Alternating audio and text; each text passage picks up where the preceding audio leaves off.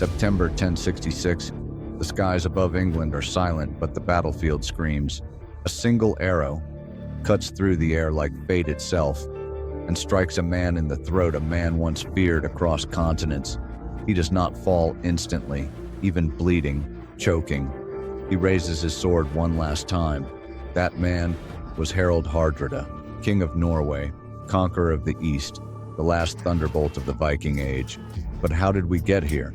How did a boy, barely 15, escape death at Stiklestad, only to reappear decades later commanding fleets in the name of gods and kings? He fought beside saints, slept in palaces, burned cities to the ground, and dared to challenge the fate of 3 kingdoms at once. His death at Stamford Bridge did not just end a life, it closed a chapter, the final chapter in the Saga of the Norse. And yet, behind the steel, behind the scars, was a man. This is his story. He was born in the north, where the air is sharp, and the winters test a man before he's even a boy. Around the year 1015 or 1016, in the rugged uplands of Ringerike, southern Norway, a child opened his eyes. His name would echo across 3 continents. Harald Sigurdsson. History would remember him by another name, Hardrada, the hard ruler. His father, Sigurd Syr, ruled quietly over a small domain, a petty king in the vast mosaic of early medieval Norway. A modest man, wise, careful, more farmer than warlord. But it was Harald's mother, not his father, who carried the fire of kings. Her name was Asta Gudbrandsdatter, fierce, ambitious, and as fate would have it, the widow of a murdered king. Her first husband, Harald Granske, ruled over Vestfold. His life ended not in glory, but in shame, burned alive in the hall of Sigrid the Haughty, a woman he tried to seduce and failed. But from that marriage, Asta bore a son, a boy named Olaf. Olaf would become King Olaf the Key of Norway, and one day, a saint.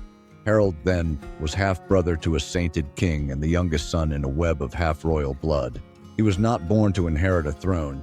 He was not the chosen one. But in this age, kingship was not inherited.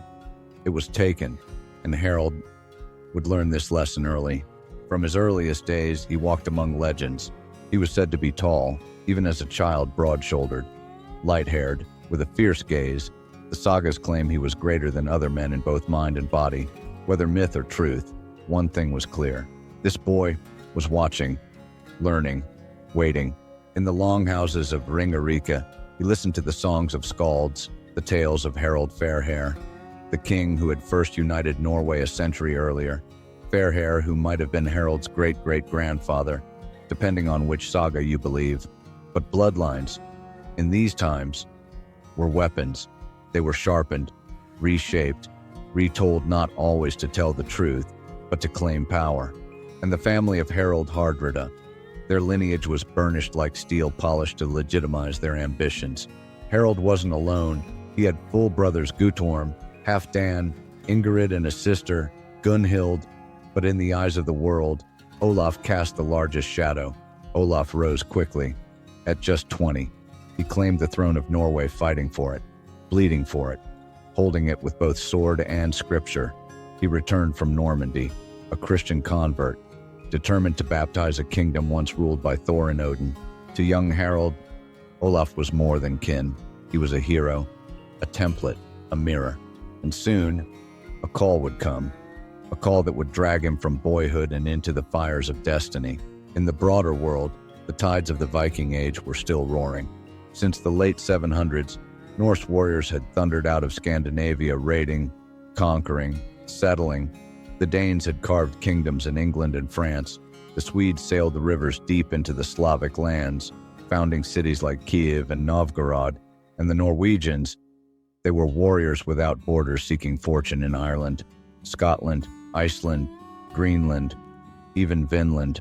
But by Harald's birth, the age of raids was evolving into something grander and bloodier: empire building, statecraft, Christian kingship.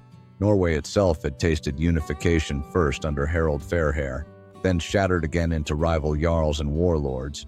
But Olaf, Harald's half-brother, was trying to stitch it back together, and that meant war. In 1030, Harald, just 15 years old, marched beside his brother into the heart of Norway. The The goal reclaimed the throne from Danish control. Their enemy, King Nut, the great ruler of an empire stretching across England, Denmark, and Norway. Olaf returned from exile with an army. Harald brought 600 men to join him not as a prince, but as a warrior. And then came the battlefield, Stiklestad. The sky darkened. Steel rang out.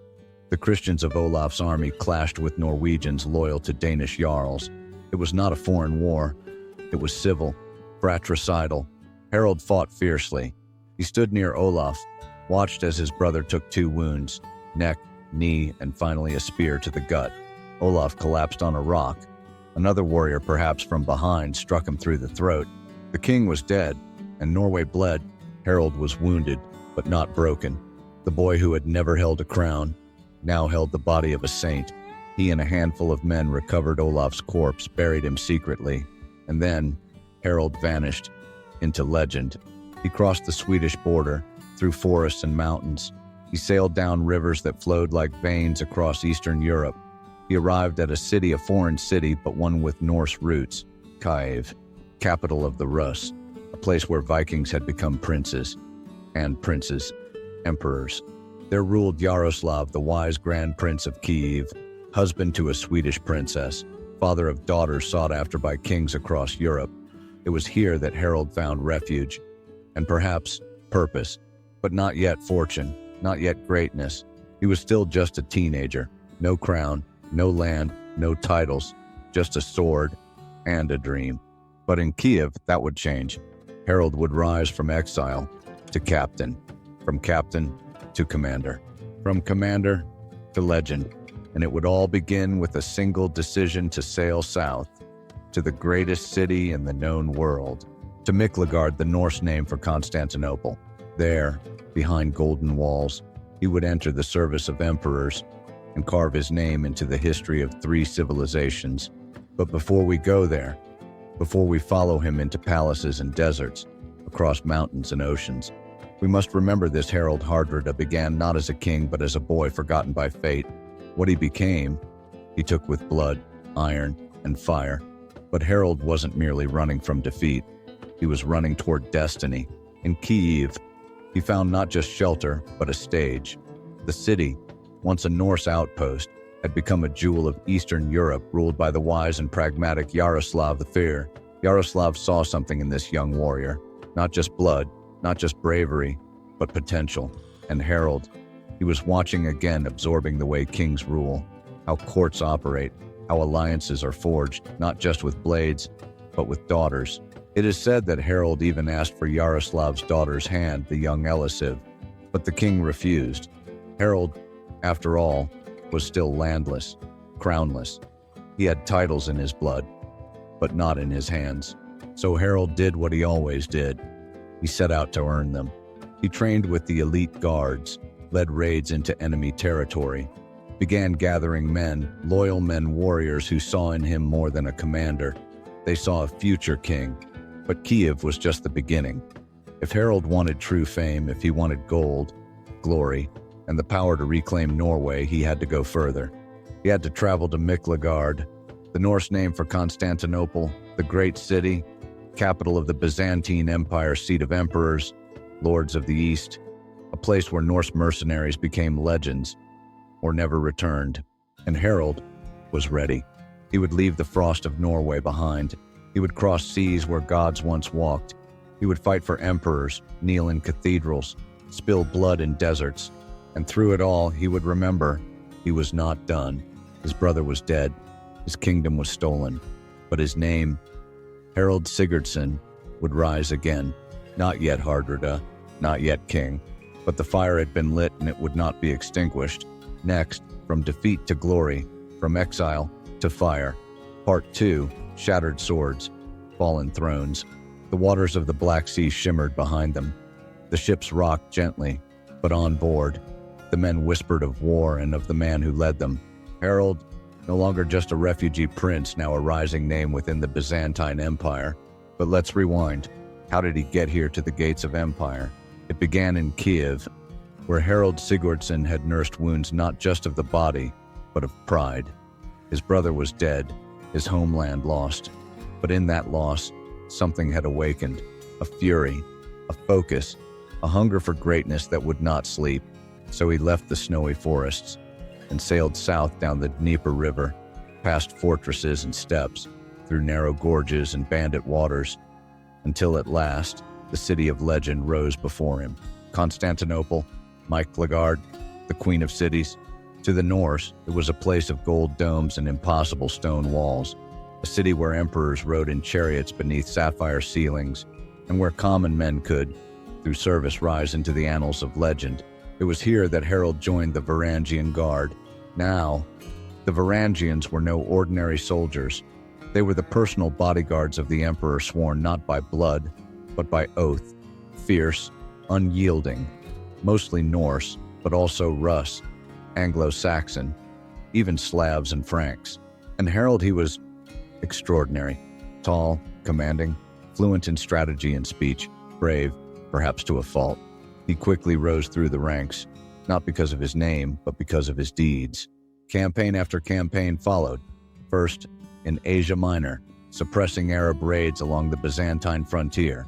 Then, onto the Holy Land.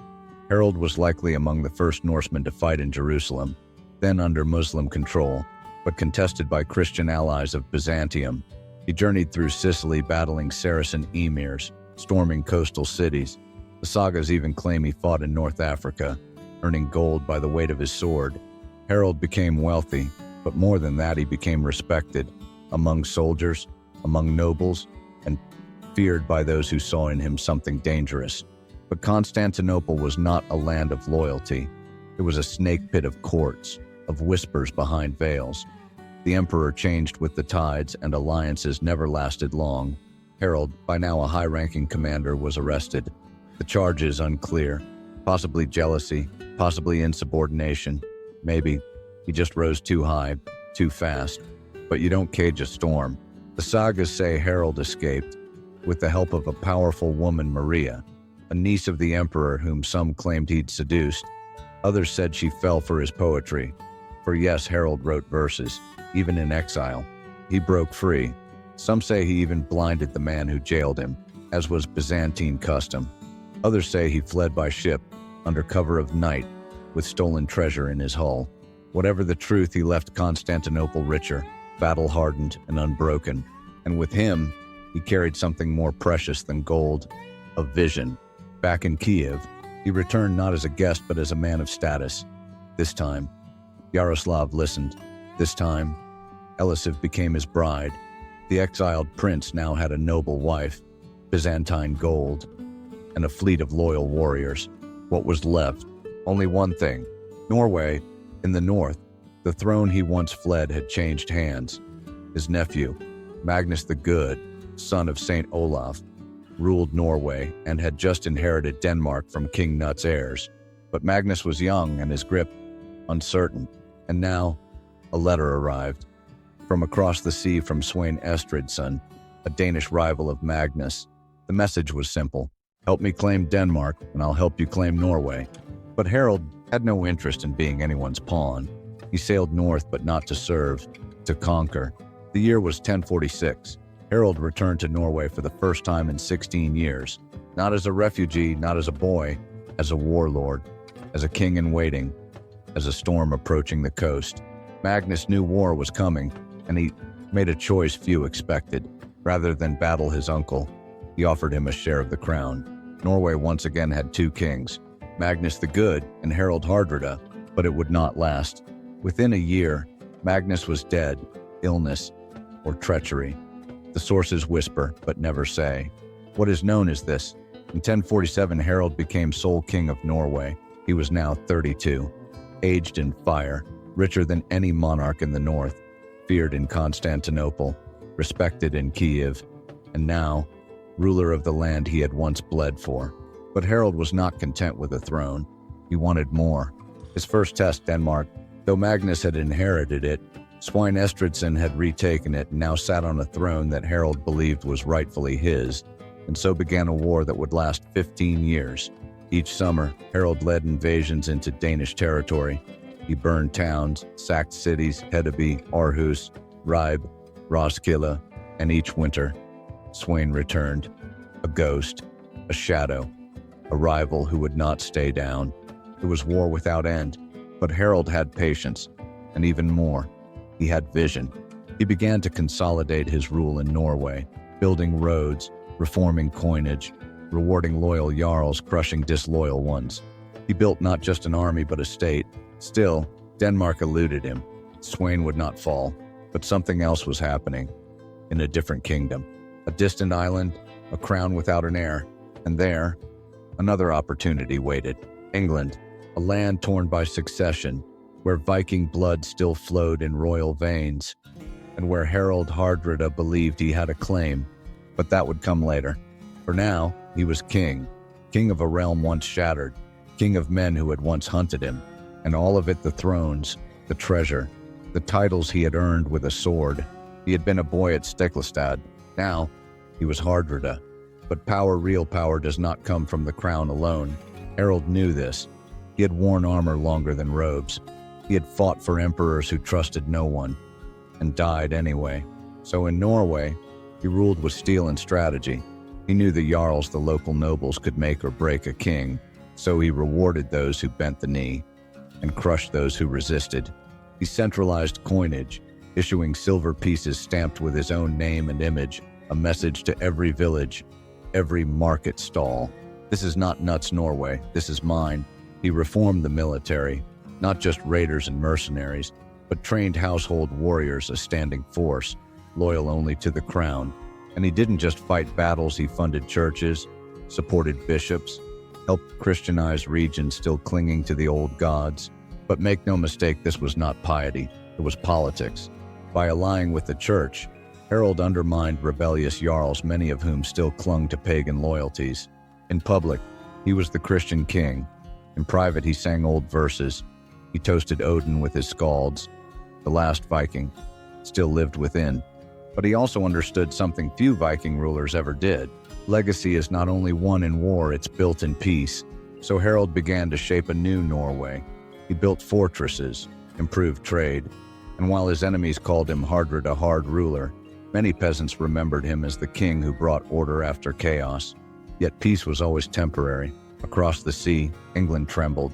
In 1064, Harald made a bold move. He signed peace with Svein Estridsson, 15 years of war. Paused with a handshake. Why?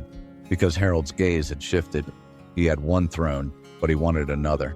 In England, King Edward the Confessor was aging childless, and his rival claimants circled the crown like vultures. One name rose above the storm: Harald Hardrada. Why?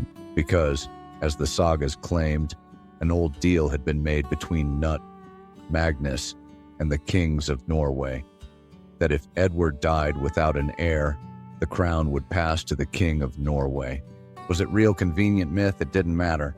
Harald believed it, and when Edward died in 1066, he acted. Next, England beckons and the hammer rises. Part 3, From Fugitive to Emperor's Blade. The year was 1066. In Norway, the snow still clung to the hills, but in Harald's war hall, the fires burned hot with ambition. He was no longer the young prince hiding in the forests of Sweden. He was Hardrada, king of Norway, war-tested, gold-rich. And now, with the death of Edward the Confessor, a new opportunity stood before him. England, but this was not the England of old. Gone were the days of Viking raids and Danegeld silver. This was a kingdom, uncertain, a crown, unclaimed. Harald believed, or at least claimed, that an old promise had been made. A pact between Magnus, son of Olaf, and King Harthacnut of Denmark and England. The agreement: if one of us dies without an heir, the other inherits both thrones. Now, both were dead, and Edward had no son. So who was next? Not Harold Godwinson, the powerful Anglo-Saxon earl crowned after Edward's death. Not William of Normandy, watching greedily from across the Channel. No, Harold believed he was the rightful king of England, and when Hardrada believed something, he acted.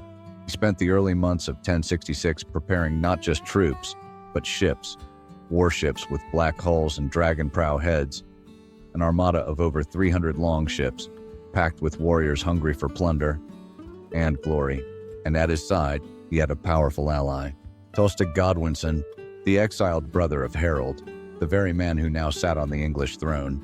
Tostig had once ruled Northumbria, until his own people had rebelled.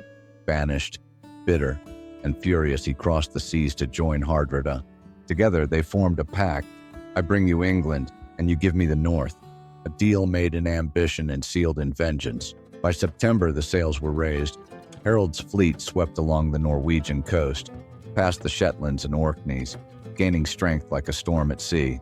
And finally, they landed Yorkshire. England was unprepared. King Harald Godwinson had been waiting but for William in the south. He didn't expect a Viking invasion from the east. Harold struck hard. On September 20th, at the Battle of Fulford, he crushed the English forces under the northern earls Edwin and Morcar. The Viking king stood tall on the battlefield, victory in his hands. York surrendered. The people bent the knee. England, at least its north, was his. Then came 5 days of celebration. The Norwegians camped by the River Derwent, near a village called Stamford Bridge. They drank, boasted, sharpened swords. Some removed armor, thinking it was over. They didn't know Harald Godwinson was coming. The English king had done the impossible, marching his army nearly 200 miles in just 4 days, from London to York. At dawn on September 25th, his troops appeared on the horizon. Harold's scouts were caught off guard. He had left much of his army and armor back at the ships, but there was no time. He rallied the men, grabbed his sword, and stepped onto the field. One last time. The Battle of Stamford Bridge was fierce, a bloodbath of blades, arrows, and broken shields.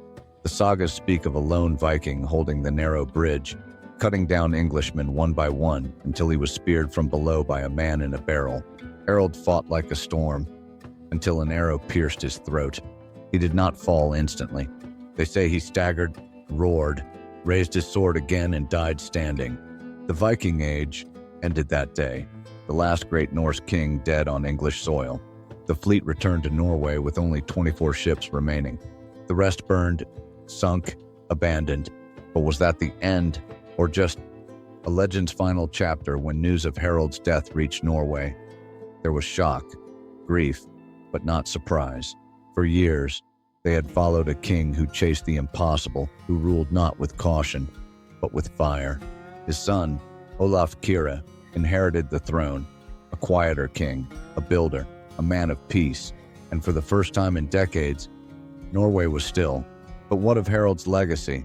Was he a failure for dying far from home, or a titan who dared one final conquest? The truth, as always, lives between the verses of history. In Constantinople, he had walked with emperors, fought Saracen lords, and shattered rebels with Varangian steel. In Kiev, he had gained respect and a royal bride. In Norway, he had crushed rivals, unified the kingdom, and built lasting reforms. In England, he had come closer than any Norse king before him to seizing the crown. And even in death, he reshaped the world.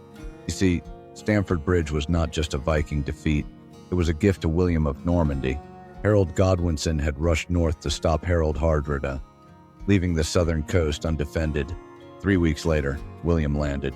And at Hastings, Harold fell. Had Harold not invaded, England might never have become Norman. And with that one arrow, the fate of 3 kingdoms was sealed. But let's not end with fate. Let's return to the man. Harald Sigurdsson Hardrada, the warrior who lost a brother, fled in exile, and returned as a king. The poet who wrote verses of longing while holding blood-stained blades. The Viking who knelt before emperors and made emperors fear him. The king who built roads, coined silver, forged peace, and still longed for war. History remembers him as the last true Viking, but perhaps he was more than that. Perhaps he was the bridge between worlds, between the Old Norse gods and Christian kings, between raiders and rulers, between chaos and the order that would define medieval Europe. His saga ended at Stamford Bridge, but his legend, that still walks the wind. But what truly made Harold unforgettable, it wasn't just the wars or the thrones or even the final arrow. It was the contradictions he carried and how he wove them into power. He was a poet and a warlord, a man of steel and of words. He wrote verses in skaldic meter complex, twisting, often brutal, lines that spoke not only of gods and glory, but of longing, of memory, of the brother he lost, and the empire he dared dream. Some say Harald was the last king to embody the Old Norse heroic ideal, bold, unflinching, doomed and defiant in the face of fate. He believed in destiny, but made sure to bring an army, just in case. He ruled with a sword but also built roads. He claimed the right to rule England by blood and tried to prove it in battle. And though he died far from his homeland, the memory of his campaigns reshaped not just Norway, but the entire face of Europe. It was Harold's invasion and Harold Godwinson's forced march north that left England exposed to the Norman conquest. Without Stamford Bridge, there might never have been a Battle of Hastings. Without Harald Hardrada, there might never have been a King William the Conqueror. And without those two, the entire course of English and world history might have shifted. Some historians call him a failure, a man who gambled one last time and lost. But others see a man who lived the fullest arc of any medieval king, from the cold fjords of Norway to the golden domes of Byzantium, from outlaw to general, from exile to monarch, from verse to vengeance. He was born of fire, tempered by exile, crowned in steel, and felled by fate, and yet, in death, he inspired generations. The sagas once whispered in firelight carried his name across centuries. Painters, writers, filmmakers, even generals, centuries later, would look back and say, here was a man who refused to kneel. He stood until the very end. In the north, they still sing his name. In the east, his story echoes down ancient streets. In the west, he helped end one world and usher in another. Harald Hardrada didn't just close the Viking Age, he gave it its final roar. When the arrow struck Harald, when he fell sword in hand, throat torn, eyes still burning with defiance, the Viking Age ended. But Harald Hardrada did not rest. Not in memory, not in the minds of kings, not even in the world of politics. He died at Stamford Bridge, but his shadow marched far beyond that field. In Norway, the news traveled like a winter storm. The great king was dead, his longships shattered, his army broken, but his blood still ruled. Olaf Kyrre, his son the Peaceful, inherited the crown. Where Harald had ruled with sword and fire, Olaf ruled with law and light. He rebuilt what war had burned. He welcomed Christianity with open arms. He founded cities including Bergen, which would later become the heart of the kingdom. And for the first time in decades, Norway knew peace, but not unity. Harald's death had opened doors. Old enemies stirred. Local jarls began to test the limits of royal authority. The throne stood firm, but the aura of invincibility that Harald had carried, that was gone. And Olaf lived in that shadow. He was Harald's son, but not his echo. No blood feuds, no conquests, no ambitions for England or Denmark. Instead, churches, markets, treaties. To some, he was the king Norway needed. To others, he was a soft echo of a hard legend. Meanwhile, across the North Sea, England bled. Only 3 weeks after Harold's fall, Harald Godwinson, victor of Stamford Bridge, was dead killed at the Battle of Hastings by William of Normandy. And just like that, England was no longer Saxon, it was Norman. The irony, Harold's invasion, though doomed, had weakened Harald Godwinson. His army was exhausted, his forces depleted, his nerves frayed. So when William landed, England broke. And so, in death, Hardrada cleared the path for another conqueror. His name would echo through castles and cathedrals, but always behind it, the memory of the Viking king who'd come first. Back in Scandinavia, a strange thing happened. The stories began. Not the royal records, not the coins or treaties. The sagas, they told of Harold's bravery, his battles in the east, his daring escape from Constantinople, his poetry, his lovers, and his final stand where he fought even after death should have claimed him. They called him Hardrada, the hard ruler, but in the sagas, he became more than a king. He became myth, a ghost of glory, a hero of the old world, a symbol of what it meant to be truly Norse. And the kings that followed, they couldn't escape him. His name would be invoked in assemblies, in family trees, in threats and oaths. A Danish jarl resists royal taxes, remind him Hardrada would have burned your hall. A Swedish noble questions your lineage, say my blood runs from Harald. Even a century later, when Norway fractured and fell into civil war, the factions didn't just fight for power, they fought for legacy. Each one claimed to descend somehow from Harald Hardrada, because even dead, he was a crown unto himself. But the most haunting thing, Harald's name didn't fade. It grew. In Iceland, poets sang of him not just as a king, but as the ideal. He was strength, he was style, he was clever, brutal, romantic. He wasn't just the last Viking, he was the best one. 1,000 miles away, in the courts of Russia and the Holy Roman Empire, diplomats spoke of Harald like one might speak of Julius Caesar, a warrior who shaped nations. Even in death, his stories bled into every corner of the Norse world. In Greenland, they carved his name on ships. In the Faroes, mothers whispered his saga to their sons. And in the battlefields of Scotland and Ireland, mercenaries invoked him like a battle cry, fight like Hardrada or go home. But it wasn't just legend. His bloodline endured. Though Olaf ruled peacefully, others from Harald's family would rise. Marriages, alliances, strategic unions, all bearing his name like a sword wrapped in silk. And as the generations passed, one thing became clear. In Norway, you could be powerful, you could be wealthy, but to be legitimate, you had to connect yourself to Harald Hardrada. And still, he didn't rest. In the 12th century, sagas about his life were compiled, passed from skald to monk to historian. Each retelling bent the truth slightly, but one thing remained unchanged. Harald was larger than life. His Constantinople adventures became folklore. His battles in Sicily turned epic. His final stand at Stamford Bridge told 1,000 ways and never small. He became not just history, but story. And stories, they outlived kingdoms. Even Christianity couldn't bury him. Despite converting, Harald kept the old gods alive in memory. Odin, Thor, Frigg, their echoes lived in his poems, his war tactics, his fury. To many, Harald represented the last moment when men could be both Christian kings and Norse warriors. And what of today? 1,000 years have passed. Empires rose and fell. Maps changed. Thrones disappeared. But in Norway, the name Hardrada still burns. His face appears in history books, in cathedrals, in statues. His battles are reenacted by thousands. His poems are studied by scholars line by line, syllable by syllable. And in the hearts of those who seek strength, resolve, and something more. He lives. He was called the hard ruler, but maybe he was simply the ruler who wouldn't bend. Not to emperors, not to fate, not even to death.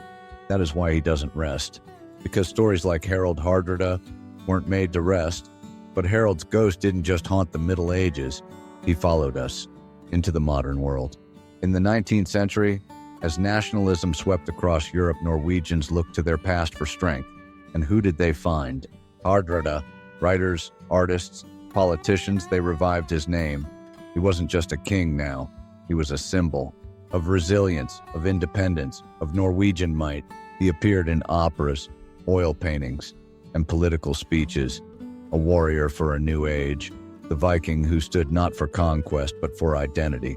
Even in England, the man who once tried to seize the crown was not forgotten. Military historians analyzed his campaigns. Novelists reimagined his invasions.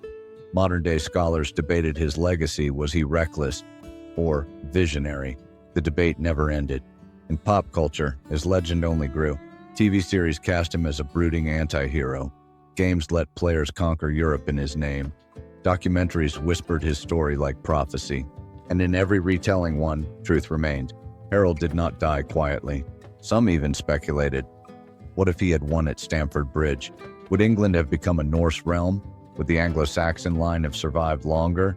Would William have been stopped at the coast? One arrow, one twist of fate, and all of history might have shifted. That question alone keeps Harald alive.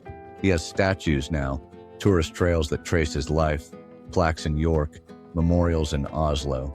Even a crater on the moon is named after Harald. From the fjords to outer space, the king marches on. But perhaps the most remarkable thing, Harald Hardrada remains relatable. He was torn between worlds, old gods and new faiths, blood and peace, poetry and war. He was not perfect. He made mistakes. He lost. But he kept fighting. Even when outnumbered, even when surrounded, even when fate said, no more. He stood. That's why he won't rest. Because somewhere inside us there's a voice that whispers his name. a fire that refuses to die. Long before Harold stood on English soil, before Stamford Bridge, before the crown, before the legends, he was a fugitive, a prince without a kingdom, a warrior with nowhere to go, and nothing left to lose. After Stiklestad, the battle where his half-brother Olaf fell, Harold had fled Norway in blood and fire. He was just 15, wounded, grieving, hunted. But even then, he carried something in his eyes, not despair, not fear. Hunger. He crossed into Sweden, first hiding among friendly jarls, then eastward, across the vast forests of Karelia, until finally, he reached the glistening walls of Kiev, and there under the court of Yaroslav, the wise Harald Sigurdsson began again. Yaroslav welcomed him as kin. His sister had once been betrothed to Olaf, but kinship wasn't enough. Harold wanted power, so he fought for it in the Russ's campaigns against the Poles, the Pechenegs, and rebellious Slavs. Harold rode at the front, sword drawn, armor dented, eyes fixed forward. He earned gold, he earned scars, and most of all, he earned reputation. By 18, they called him Harold the Tall. By 20, he commanded men twice his age, but that still wasn't enough. He wanted more war, more glory, more history, so he turned his eyes south, to the greatest empire in the world, Constantinople, the queen of cities, the jewel of Byzantium, where emperors dined on sapphire platters, where the streets were lined with mosaics and marble, and where power whispered behind every silk curtain. It was said, if you are nothing, go to Constantinople and become something. Harold did just that. When he arrived, he was not just another mercenary. He brought with him prestige from Kiev, wealth from the Rus, and a name Sigurdsson that still carried royal scent. The Byzantines took notice. They gave him armor, a salary, a barracks, and a position in the most feared unit of the empire, the Varangian Guard. The Varangian Guard was not an ordinary military unit.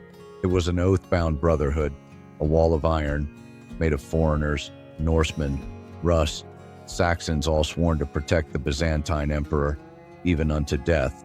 No local politics, no noble blood, just skill and loyalty. And Harold, he rose faster than any man before him. He fought in Anatolia, where the Seljuk Turks tested the empire's eastern border. He crossed to Sicily, helping reclaim lands from Muslim emirs. There, legends say, he burned 30 towns with fire and steel. In the Aegean Sea, he led naval raids that shattered pirate fleets. In the Holy Land, he escorted Christian pilgrims under Byzantine flag, and in the courts of Constantinople. His name became something more than a name. It became a warning. To enemies, he was the northern storm. To allies, he was the emperor's sword. To the emperors themselves, he was both weapon and threat. You see, Harold was no longer just a soldier. He was famous, too famous. At court, whispers grew louder. The Norseman commands too much respect. He's too wealthy, too loyal to himself. He had gold beyond counting. He had written skaldic poems that circulated from Sicily to Syria. He had lovers noble, foreign, rumored even imperial. And then came the rumors of a romance with the empress herself. That sealed his fate. One night, a political purge swept through the barracks. Several Varangians were imprisoned, tortured, accused of plotting treason. Harold was arrested. They say he was bound in chains, beaten, starved, held in a subterranean dungeon so deep, no screams could escape it. And yet, he escaped. No one knows how. Bribery, sympathy from within, a secret passage under the palace. The sagas say he broke his chains and climbed the Tower of Serpents, leaping into the Bosporus and swimming to freedom. Impossible, maybe, but this was Harold. When Harold fled Constantinople, he didn't flee empty-handed. No, he took with him a fortune. Gold, jewels, silks, treasure gathered over 10 years of blood and service. He didn't steal it. He earned it with scars. Some say he smuggled it out on merchant ships, disguised as tribute. Others say he buried it in secret and returned for it in disguise. Whatever the truth, one thing was certain. When Harold left Byzantium, he was no longer a mercenary. He was a legend, and he sailed north, back to the Rus, to Kiev, to Yaroslav the Wise, and there, he asked for something bold. Give me your daughter. Elisiv, the princess of Kiev, was known across Europe for her beauty, wit, and royal blood. Yaroslav hesitated. Harald was rich, yes. He was powerful, yes. But he had no throne, so Harald made a promise. I will return to Norway. I will take back what is mine, and then I will come for her. He sailed for Scandinavia, and in 1046 he arrived. Norway, fractured. The throne contested by Magnus the Good, the son of Harald's half-brother Olaf. A civil war loomed, but Harald didn't want war. He offered Magnus a deal. Share the crown with me or fight for it. Magnus chose peace. Perhaps he saw the fire in Harald's eyes. Perhaps he remembered stories of Constantinople. Either way, they ruled together. For a year, then Magnus died, and Harald Hardrada stood alone. At last, he was king. Of Norway, of his homeland. A crown not inherited but taken, earned, clawed back from fate itself. And when he wore that crown, he sent word to the east. I am king now, let Elisive come. And she did. Together, they built a court of splendor. They brought Eastern art to Norse halls, Greek architects, Slavic musicians. They made Bergen glow like a northern Constantinople. But Harald was not content. Not yet. He had gold, he had love, he had a kingdom. But one thing remained. England. He remembered his claim through the old agreements with Knut's line. He watched as the Saxons and Normans circled like wolves. And he thought, why not me? The warrior who had walked the halls of Byzantium, who had fought in Sicily, in Jerusalem, in the snows of Rus, would now march on England. One last time, but that is a story for another chapter. But Harald didn't just want a throne, he wanted to reshape it. As king, he centralized power like no one before him. He reduced the influence of local jarls, crushed rebellions with brutal precision, and brought the law under royal command. No more loose alliances, no more kings of the north or earls of the west. Just one crown, his. He introduced Byzantine customs to the court ceremonies with silks and incense, gold-encrusted armor for his guards, even Greek architecture for cathedrals. Some called it arrogance, others called it vision. To the common folk, he was two kings in one, the wise ruler who brought order and roads, and the old Viking storm they still feared in whispers. Trade flourished under him. From the British Isles to Novgorod, from Iceland to Denmark, his ships sailed far. His name Harald Hardrada was stamped on silver coins. Merchants respected him, rivals feared him. But for all his power, Harald was restless. He spent little time in the palace. He trained constantly, inspected coastal defenses, built warships long, sleek, fast. His court poets recorded his words like scripture. One verse said, "The sea calls me louder than any horn. My throne lies beyond the waves." He watched England. He watched Harold Godwinson. He watched the Normans grow bolder. And he thought, the land I almost had will be mine. So he summoned his allies, reached out to Tostig, the exiled English noble, prepared his fleets. And as the summer of 1066 approached, he turned once more, from king to conqueror. In the year 1066, 3 men would claim the throne of England. One of them would not survive the year. Harold Godwinson, the Saxon lord, William of Normandy, the ambitious duke, and then Harald Hardrada, the storm from the north. But Harald wasn't acting on impulse. He had a claim through his alliance with King Knut's family, through a secret pact with Edward the Confessor's inner circle, through Tostig, Harold Godwinson's exiled brother. The claim was shaky, but in the age of swords, a claim backed by steel often became truth. Harald didn't wait. He built a fleet more than 300 longships, sailed from Norway, through the fjords, across the North Sea. With him were Tostig Godwinson, hungry for revenge against his brother, thousands of seasoned warriors, many who had fought in Byzantium, his personal guardmen who had bled with him for 20 years. They landed in the north near York and began to burn. Villages surrendered. Castles opened their gates. Fear moved faster than fire. At Fulford, south of York, the first major resistance came. 2 Saxon earls, Edwin and Morcar, rallied their forces. Thousands of men, armored, ready, but not ready for Harald. The Viking formations advanced like a tide, shields locked, axes raised, banners flaring gold and red in the sun. The Saxons broke. They fled across the marshes, drowned in bogs, cut down as they ran. It was a massacre. York submitted days later. The city welcomed Harald not as a conqueror, But as king, he had done it. He had taken northern England, just as he'd once taken Constantinople's favor and Norway's crown. But then, word came. King Harald Godwinson is marching north. Harald was surprised. The Saxon king had just fought off threats in the south. He wasn't expected to move so quickly. But he had. Godwinson had marched over 185 miles in less than 4 days with an army, and he was coming fast. September 25th, 1066. The sun rose over the quiet valley near Stamford Bridge. Harold expected a peaceful day, a hostage exchange, negotiations with the people of York. His army was resting, helmets off, shields stored, some warriors bathed in the river. Then, the dust on the road began to move, fast, thick, rising like smoke. A scout galloped back, pale, breathless. The Saxons are here. Panic. Men scrambled for weapons. Armor was missing. Formations were scattered. But Harold did not panic.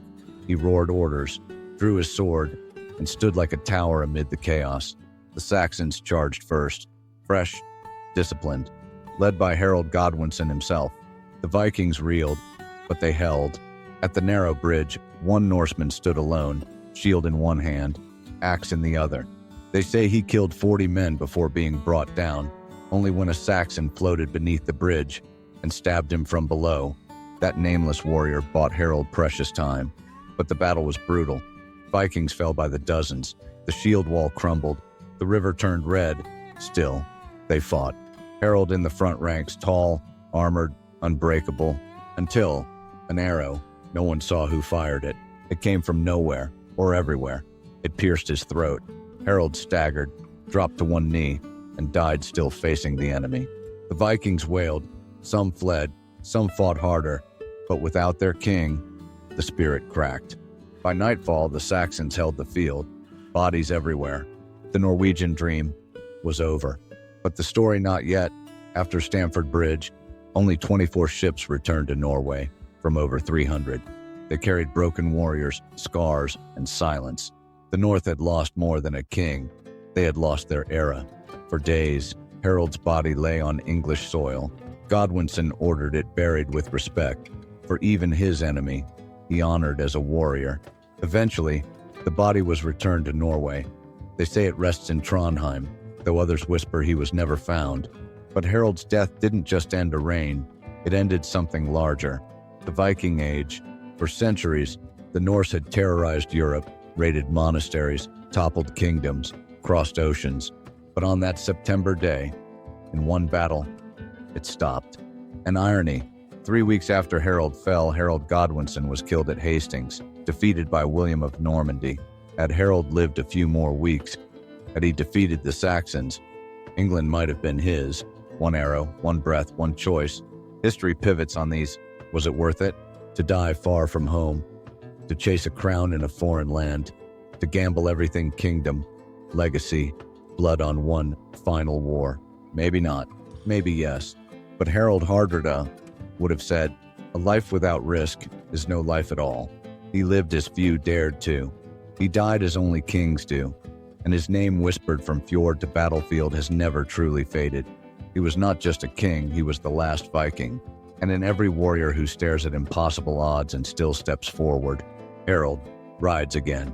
But let's step back and ask, why did he do it? Harold was over 50, an old man by medieval standards. He had a kingdom, a queen, gold beyond counting. So why risk everything for England? Some say it was ambition. He had conquered before. He had ruled. He had made emperors in Constantinople take notice. England was the last jewel he could never reach. Others say it was about legacy. He saw the future coming, a world ruled not by warriors, but by bureaucrats, by priests, by papers and pacts. He wanted to carve one last saga with blood and steel before the ink swallowed the axe. Or maybe it was simply in his nature. He had marched through the East, raided the Holy Land, defended emperors, fought under burning suns and in frozen marshes. To sit, to rule quietly, was never in his blood. In the months before the invasion, he trained daily, inspected weapons, spoke with envoys, studied maps of the English coast. He handpicked commanders' men loyal not just by oath, but by fire. He commissioned new ships, longer hulls, shallower keels perfect for landing on English shores. He even wrote poetry, verses about ravens feeding on English fields, about Odin smiling from the clouds. He knew this was his last campaign, not just a conquest, a final act, and when he died, it rippled across the world. In Norway, the news fell like thunder. Cathedrals rang bells, skalds wept in verse, children were told of a king who challenged fate and met it on his feet. In Iceland, poets spoke of him beside Ragnar Lothbrok and Sigurd the Dragon Slayer. In England, his name faded quicker, overshadowed by William the Conqueror, buried beneath Saxon and Norman blood. But in the north, he became something else. Not just a king, not even a hero, but a symbol of the last Viking breath, of a world that chose battle, when peace would have been easier. And maybe that's why we remember him, not because he won, but because he dared. When Harald Hardrada fell at Stamford Bridge, he did not just die, he transformed. His death marked the end of an age, but also the beginning of a legend. In Norway, the mourning was not quiet. Church bells rang for 7 days. In Bergen, Skald sang of the Iron King, who died standing, with a sword in his throat and no regrets in his heart. Mothers wept, but not just from grief, from pride. Their sons had marched with a king, a real king, not a coward in robes, but a warrior who bled beside his men. In the sagas, his story grew, not just as fact, but as myth. They told of how he split a man from skull to spine with one swing, how he once stopped a berserker charge by grabbing the man's axe midair and breaking it over his knee. They said when he died, Odin himself stood to greet him. Of course, not all of it was true, but that didn't matter, because Harald in death had become something bigger than history. He became a memory that refused to fade. But while the legend burned bright, the world he left behind began to change. But it shifted. The Viking way raids, oaths, glory by the sword began to fade. In its place, bureaucracy, written law, centralized kingship. His sons took the throne, Magnus, then Olaf, but none matched their father's fire. They ruled, but didn't inspire. They protected, but didn't ignite. The longship still sailed, but now they carried merchants, not marauders, priests, not pirates. By 1100, the Viking Age was over. Harald hadn't just been the last great Viking king, he had been the bookend, the final roar, before the quiet, but his fingerprints were everywhere. The laws he passed in Norway, about land rights, fealty, inheritance would form the backbone of Norwegian governance for centuries. His trade routes to Byzantium, to Rus, to Iceland, remained open long after his ships stopped sailing. His poetry, yes, Harald the poet survived in fragments, verses of war and fate, of loss and love. They inspired Icelandic sagas. They crept into Celtic songs. They echoed in halls where no one remembered the man but felt his rhythm. And in the fjords, in the frost-covered farms where his name was still spoken around firelight, the people remembered not just a king, but a standard, the one all others would be measured against. Centuries passed, empires rose, borders shifted, gods changed names. But Harald remained, not in palaces, not in politics, but in memory. In Iceland, his name was whispered by poets passed from skald to student, as the man who rhymed in Greek while bleeding Norse. In Norway, school children still learn his battles, not just Stamford Bridge, but his Byzantine years, his diplomacy, his fire. In England, for centuries, he was the forgotten invader, lost between Saxons and Normans. But then, he came back. In books, in strategy games, in TV shows and films, in digital worlds, you can now lead Harald's armies, wield his axe, conquer his enemies. He became a symbol again, not of power, but of choice. The choice to live boldly, to chase something bigger than yourself, to go too far, knowing you might never return. In Norway, his statue stands sword raised, eyes forward, still moving. After death, in popular culture, he's called the last Viking, the Byzantine berserker, the warrior poet. But to those who know, to those who've followed his path, who've read the sagas, who've stared across the cold ocean and felt that ancient pull, he's more than that. He is the echo of a world that dared to fight fate, a reminder that sometimes, to live fully, you must risk everything. So why does he still matter? Because in every heart that beats louder when hearing war drums, in every soul that longs for meaning beyond survival, in every voice that says, "Let me try, even if I fall." Harald rides again. But perhaps the greatest echo of Harald's life isn't in stone statues or children's textbooks. It's in the soul of a people. Norwegians today may not raid the coasts of Europe, but in their literature, in their architecture, their music, their sense of justice and stubborn independence lingers something ancient, something Harald helped shape. In Oslo, the parliament stands beneath murals of Norse kings. One figure stands taller, more shadowed than the rest. Hardrada, sword drawn, cape swirling in wind as if still watching. His image has become more than heroic. It is archetypal. A man who walked both worlds, the battlefield, and the courtroom, the monastery, and the tavern, the empire, and the fjord. And in that balance between faith and fire, diplomacy and fury, he modeled something uniquely Scandinavian: strength without arrogance, power with poetry, command tempered by sacrifice. Historians see him not just as a relic, but as a turning point, a hinge between two eras, the old Norse tribal chaos and the ordered modern state. He wrote his own verses. He negotiated with emperors. He issued laws that valued land rights, personal oaths, and even women's inheritance centuries ahead of his time. Today, in political speeches, Harald's name is evoked when leaders speak of courage, of resisting submission, of choosing the harder path because it is right. In universities, thesis after thesis studies his reign, not as folklore but as living blueprint of a warrior philosopher king. His legacy even crosses oceans. In Minnesota, North Dakota, places filled with Norwegian descendants, statues and plaques recall the saga of King Harald the Brave.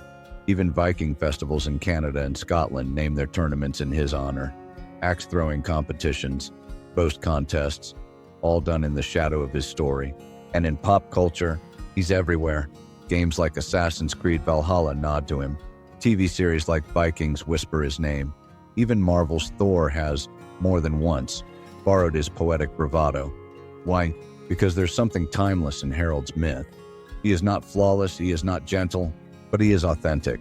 He represents what we long for in a world of gray compromises: conviction, clarity, a man who chose and paid the price. And that's why, across time, oceans, languages, and screens, Harald still breathes, not because he conquered, not because he ruled, but because he lived with fire. And whether you're sitting in a cafe in Oslo, or scrolling history deep into the night, or just wondering if your choices matter, you may feel him in the silence before a decision, in the pounding heart before a risk, in that voice that says, "Step forward, swing boldly, if you fall, fall gloriously." That voice, that echo, is his. What is legacy? Is it a statue worn down by wind, ignored by pigeons? Is it a name in a book, read once, forgotten twice? Or is it something else? Harald Hardrada never asked to be remembered. He asked to conquer, to burn his name into stone, and let time decide its worth. Nearly 1,000 years later, we're still deciding. To some, he is a hero, the last Viking, a lion against history's tide. To others, a madman, arrogant, violent, doomed. Both are right. That's the mark of a real legacy. It forces you to wrestle with contradictions. He unified Norway but bled it dry to invade England. He fought for justice but ruled with a fist of iron. He wrote poetry about love and left thousands dead in his wake. Historians can't agree. Was he a brilliant general or a reckless warlord, a proto-modern king or a relic of a dying age? But maybe the questions are the point. Maybe greatness isn't clean. Maybe legacy is complicated on purpose. Harald makes us confront something uncomfortable, that to change the world you must be willing to disturb it. After his death, Norway didn't build an empire, didn't become the next Rome, but something strange happened. The memory of Harald refused to vanish. Each century added a new layer to his legend. The monks wrote him as a scourge of God, the skalds as a thunder god in flesh, the politicians as a symbol of sovereignty, the people as a myth to fear or to follow. But what made him dangerous is what makes him relevant now. Harald was a man of certainty. He didn't second guess, he didn't apologize. He stood, decided, acted even when the odds were cruel. That kind of clarity is rare today.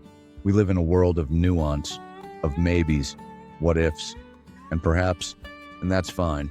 That's progress, but it's also exhausting because sometimes we long for someone who just knows, who sees the edge and leaps. Harald reminds us of that fire, not because we should imitate all his choices.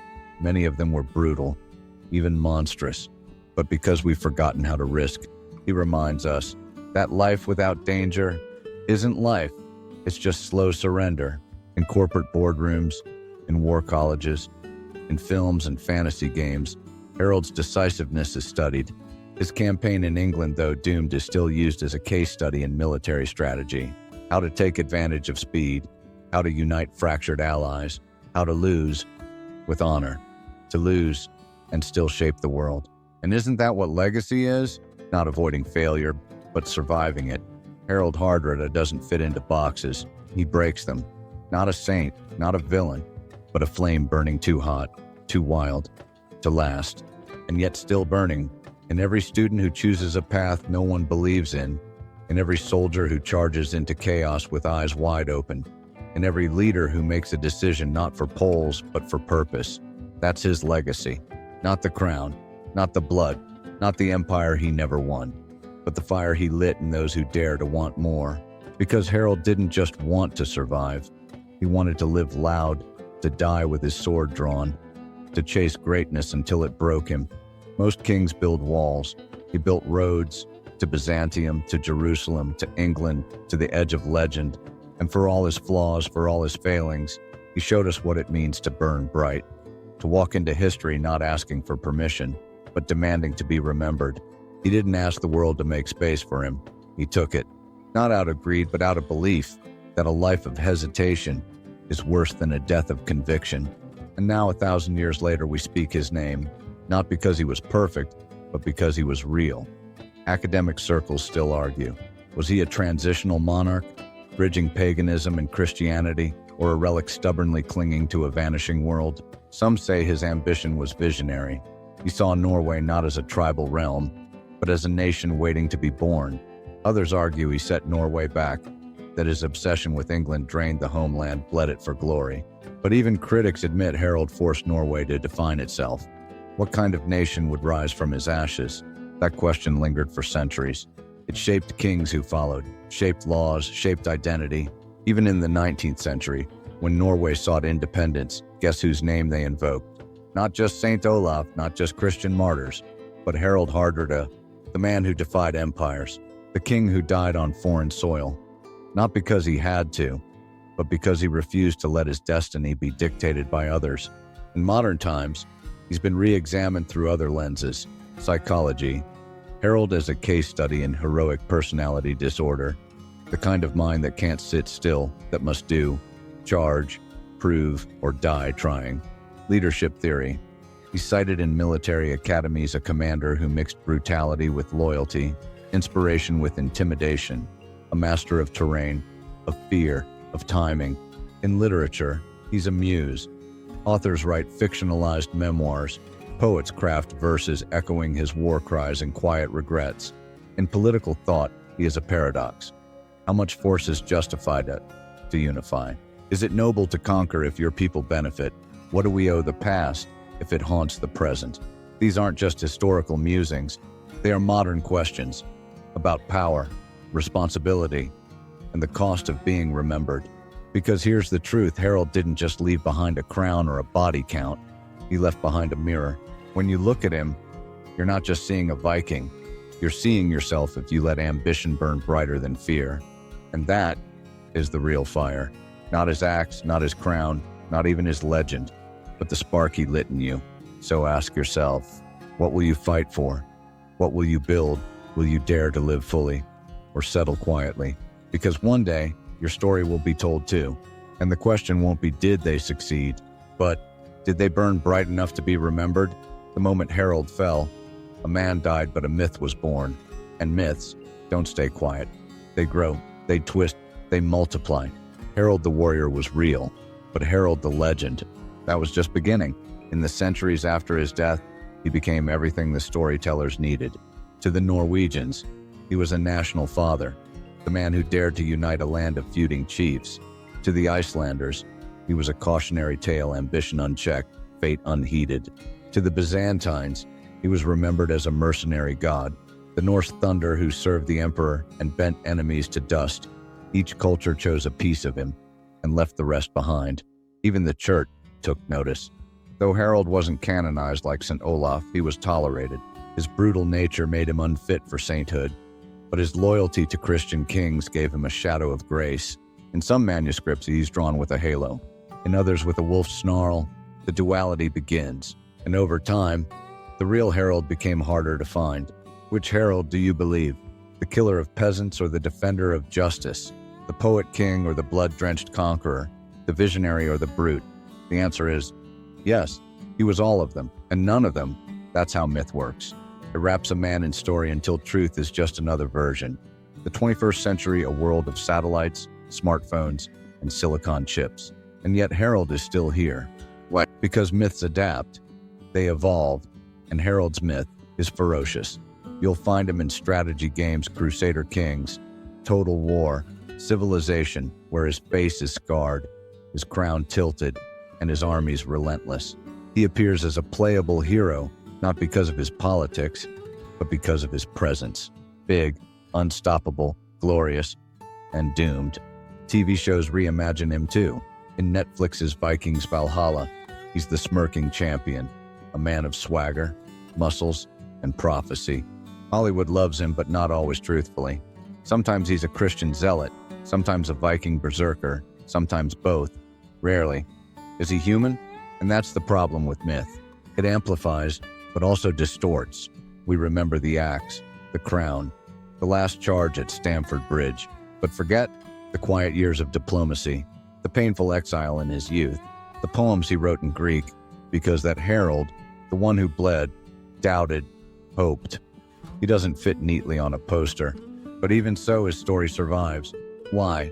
Because Harald represents what modern life lacks: total conviction. He doesn't hesitate, doesn't scroll endlessly, doubting himself. He charges. And in a world of too many options, that's magnetic. So here's the question. Can we ever meet the real Harald? The man beneath the helmet, the soul behind the saga, or has myth devoured him? We can trace his movements, his battles, his edicts, but we'll never hear his voice. His letters are gone, his body lost, his thoughts scattered in saga, speculation, and song.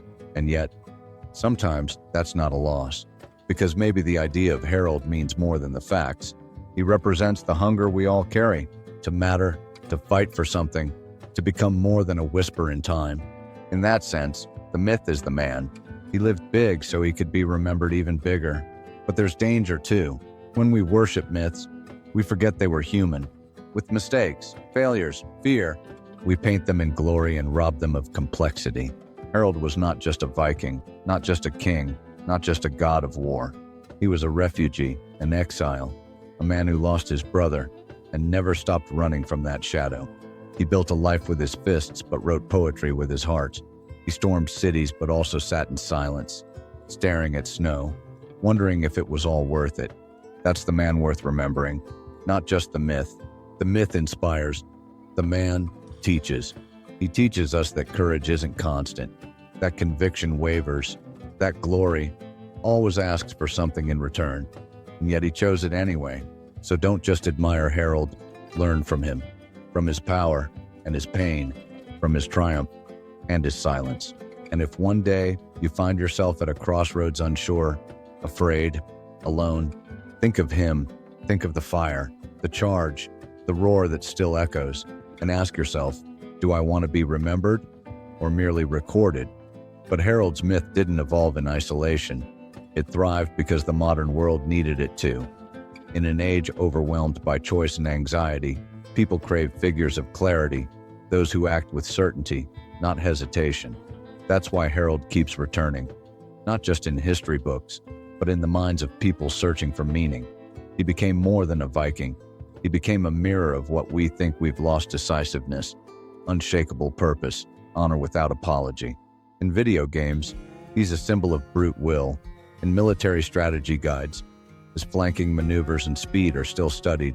In motivational circles, His charge into death is reframed as the ultimate refusal to compromise. And even in pop culture, he gets reimagined again and again, sometimes as a noble king, sometimes a wild barbarian, often both. These aren't just reboots, they're projections of our fantasies, our fears, our longing for someone who knows what they want and doesn't blink. But there's a danger in that projection. When we flatten real people into symbols, we risk forgetting their humanity. Harald wasn't forged in a single dimension. He was exiled, betrayed, wounded not just in battle, but in trust. He wandered foreign lands not as a conqueror, but as a mercenary trying to rebuild who he was. He wrote poetry, in Greek of all languages, while serving foreign emperors. That's not myth, that's nuance, that's real. Yet, few want to hear about the man who paused. We prefer the man who charged. The myth lets us forget his missteps, his brutal punishments, his obsession with revenge. We remember the crown, but not the cost, because myths are easier to worship than wrestle with. Still, Harald's enduring power lies in this tension. He was not a saint, but he inspired faith. Not a philosopher, but he provoked thought. Not a prophet, but his life still echoes like one. His myth endures because it offers clarity in a chaotic age, but his humanity endures because it reflects back our contradictions. Compare him to figures like Achilles, Napoleon, Joan of Arc, each mythologized, each real, each reimagined by generations needing something to believe in. Harald stands among them, not because he was the greatest, but because he was graspable. He wasn't a demigod. He was a man who made huge choices. That makes him useful. That makes him dangerous. In classrooms, his campaigns are broken down with precision movement rates, supply lines, terrain advantage. But in cafes and living rooms, people talk about the guy who almost took England. He's a case study and a ghost, a symbol and a shadow. That's the strange immortality he carries. So what do we do with him now? We could leave him as myth, keep him big and loud and safe, or we could meet him halfway. Let the myth inspire, but let the man instruct. Because what he really leaves us isn't a map to follow, but a challenge. Will you act with clarity? Even when the world dithers, will you choose something worth charging into? Will you let your story end in silence or in fire? Harald doesn't give answers, he gives weight. His life, and the stories born from it, push us to examine our own, not in the sense of mimicry, but in reflection. We all carry myths inside us, some from our families, some from our nations, some from history books long forgotten. But which ones will we live by? In the end, Harald Hardrada doesn't just haunt history, he haunts possibility. He dares us to become something louder than hesitation, braver than comfort, and more enduring than silence. And that might be the most dangerous myth of all.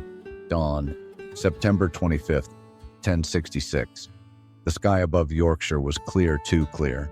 A cruel kind of peace, the kind that only shows up before blood is spilled. Harald stood tall, not in a throne room, not on a longship, but on a foreign field, far from home, with everything on the line. He had waited decades for this. England, the word itself, sounded like victory, the unfinished dream of his ancestor. Nut, the final piece of an empire he believed was destined to be his. He came not as a raider, but as a king, with banners raised, oaths sworn, ravens painted on shields. His men were hardened, his cause righteous, at least in his eyes. But fate had other plans, and fate, as always, came wearing armor. From the south, they came the forces of King Harold Godwinson, fresh from defeating a Norman invasion threat, and now racing north like a storm reborn. No one expected him to arrive this fast. Not Harold, not his scouts, not even the wind. And yet, there they were, charging across the countryside, like the gods of war had given them wings. Harold's army was caught off guard. Worse, many of them had left their mail at camp. It was a warm day. They thought this would be a negotiation. It wasn't. It was a reckoning. Still, Harald didn't flinch. He gripped his sword, land waster, stepped forward, roared his orders like a man who had nothing left to fear. They say he wore no helmet. Some claim he chose it. Others say he simply left it behind in haste. Either way, he faced the English bareheaded, sun burning on his brow. A king, exposed. A warrior, unarmored, but a soul unshaken. That moment Harold standing tall beneath the northern sky, that's where history becomes poetry, because he must have known this was the end, not just of the battle, not just of the campaign, but of everything. Yet he smiled.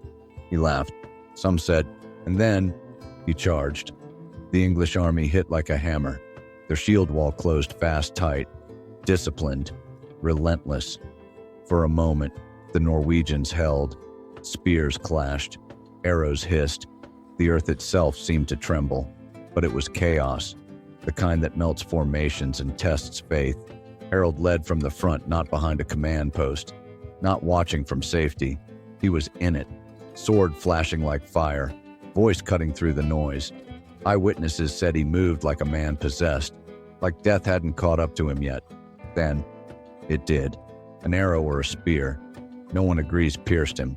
Some say it struck the throat, others, the stomach. What's certain is this: he did not fall immediately. He staggered, roared once more, and kept fighting until the second blow ended it. Just like that. The thunderbolt of the north was gone. His men saw it, felt it, and something in them broke. Their king, the one who had crossed continents, defied emperors, dreamed empires now lay in the dirt of a foreign field. But they didn't run. They raged.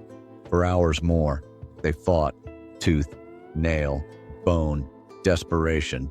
The river ran thick, the valley filled with silence. And then, it was over. The Norwegians who survived were few. Some surrendered, some crawled back to the sea, and in the middle of it all his body remained. No crown, no anthem, no pyre, just a man, finally still. And for all the ambition, all the brilliance, all the fury, this is what it came down to. A quiet patch of earth in Stamford Bridge. No banners, no ceremony, just the end. But endings like these echo. The news spread quickly. By the time Harold's remaining ships limped back to Norway, the world had already changed. England would not belong to the Norwegians. Not now, not ever again. And just 3 weeks later at Hastings, King Harold Godwinson, the very man who defeated Harold, would himself be slain by William the Conqueror.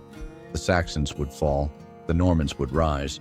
Harold died trying to be King of England, and in doing so, he cleared the path for someone else. That's the irony, that's the weight. His war, though lost, reshaped the balance of Europe. His invasion weakened the English just enough for the Normans to seize the crown. In some twisted way, he helped William win. But what of Harold himself? What was left? His body was returned to Norway, years later, buried in Trondheim, though no one is sure where the grave is today. No towering monument, no endless hymn, and yet his memory persisted. He became a story told by firelight, a warning in the mouths of monks, a hero in the songs of skalds, a name carried across generations, half man, half thunderclap. Some called him the last great Viking, others the first modern king.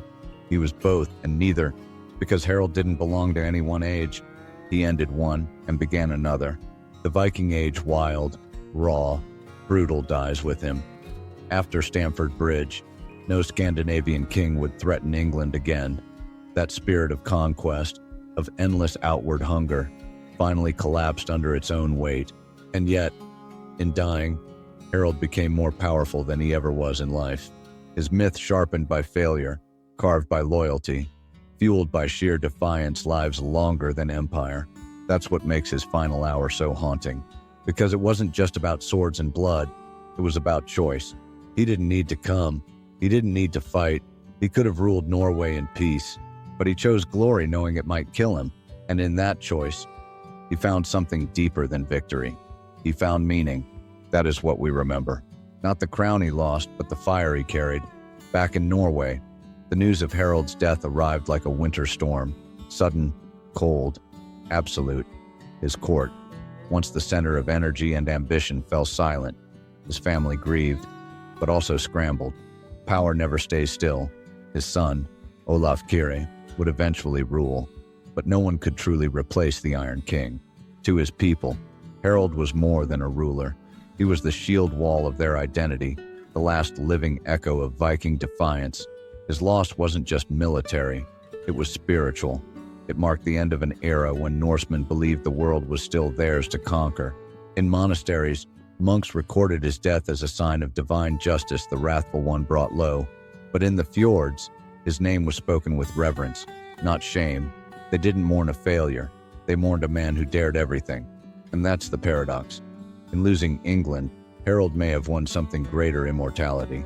Because history does not only remember victors, it remembers figures of consequence. And Harald shook the foundations of Europe one last time. Even as he fell, his death closed the book on the Viking expansion, but it opened another, the age of centralized monarchy, diplomacy by marriage, and empires built more by pen than by axe. Would Harald have thrived in that world? Maybe not. He was born for fire and thunder, for oaths made in blood, not parchment, but that's exactly why he still captivates us. In an era of uncertainty, we look to the past for clarity, and few figures burn as clearly as Harald. Not because he was simple, but because he chose his path so boldly. So few of us get to do that. He knew the risks, he knew the odds, he went anyway. Why? Because some dreams are worth dying for. Maybe he never wanted to grow old. Maybe he feared fading more than falling. Maybe, just maybe, he wanted the final word in his own saga. And now, centuries later, we are still reading it. Because even in death, especially in death, he refused to be forgotten. Centuries have passed since Harald Hardrada died. The blood on the field of Stamford Bridge has long faded into the grass. The bones beneath the soil have turned to dust. And yet, somehow, we still speak his name. Why? Because certain stories don't die. They echo. They resist silence. Harald's tale isn't preserved because of nostalgia or national pride.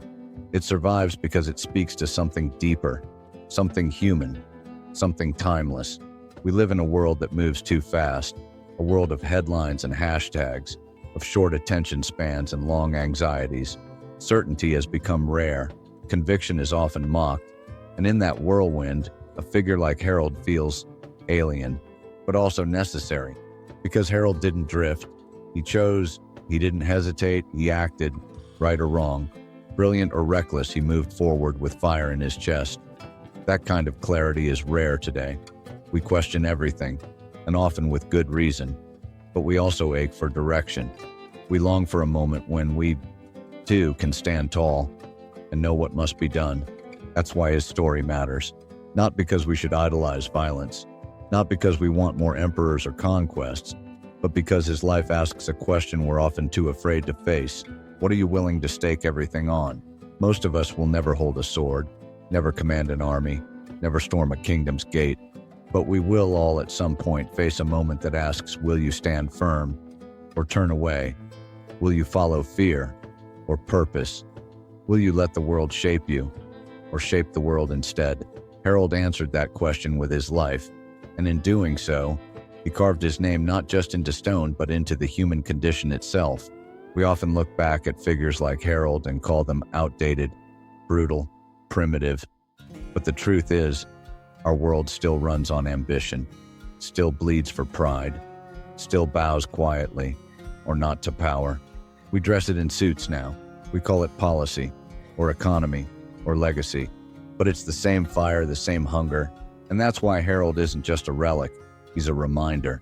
A reminder that every age has its conquerors, its believers, its madmen, and that the line between them is thinner than we think.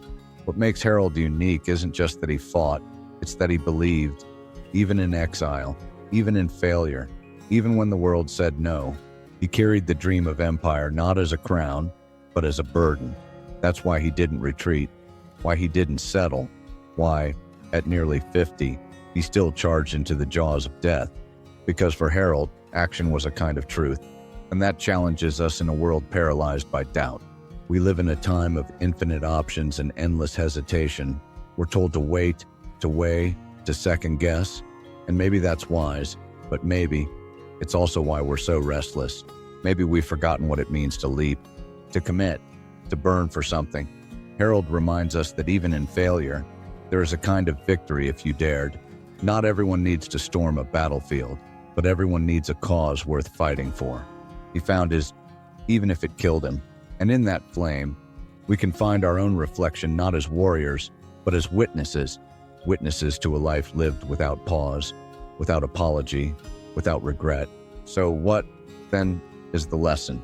That glory is worth dying for. That kingdoms rise and fall on the backs of men like Harald. Maybe, but maybe, it's something quieter. Maybe the point isn't that he conquered. It's that he tried fully, fiercely, without compromise. That he dreamed big in a world that told him to settle. That he acted in a world built to delay. That he believed in something, even when belief was costly. In our age of comfort, of safety, of algorithmic precision, we forget how rare that is.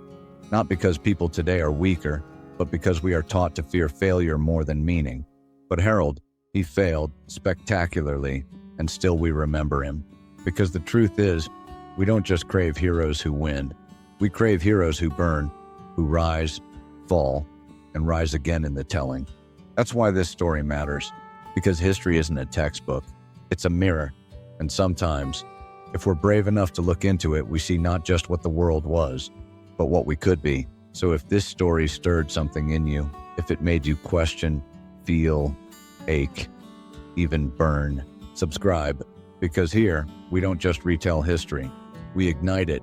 There's a reason his story still gets told not just in history books, but in novels, in films, in classrooms across the world. Because Harald isn't just a man who lived, he's an idea that refuses to die. The idea that the fire inside us can matter more than the odds outside us.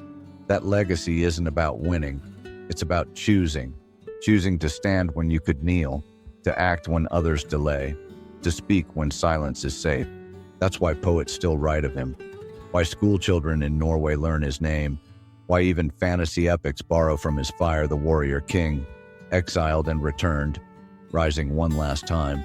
He speaks to something ancient in us and something still unfinished. Because deep down, every generation faces its own Stamford Bridge, its own moment where purpose collides with peril. And the question remains, will we rise or retreat? In that way, Harald isn't just a figure from the past, he's a challenge to the present, a whisper to each of us. Don't wait, don't drift, don't forget who you are. And maybe that's the real reason we keep telling his story. Because in a world full of noise, of compromise, of small, forgettable days, we need reminders of what it looks like when someone burns bright even just once and leaves the sky changed forever.